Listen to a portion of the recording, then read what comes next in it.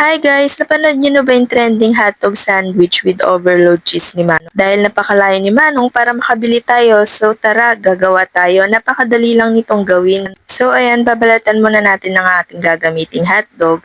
Tihiwaan natin ng maningipis sa gilid para maluto hanggang loob.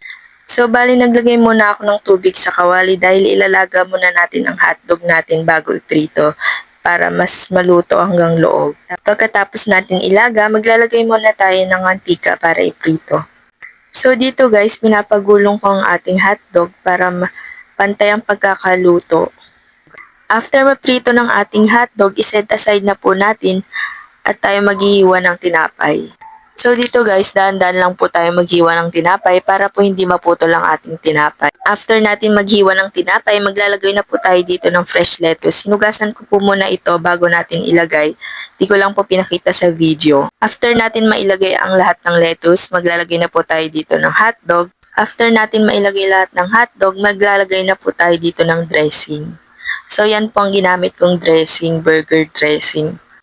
Pero depende rin po sa inyo kung ano po yung gusto nyo ilagay na dressing. Pero para po sa akin, masarap na po ito. After natin maglagay ng dressing, maglalagay na po tayo ng cheese. Kung mahilig po kayo sa cheese, bagay na bagay po sa inyo tong merienda.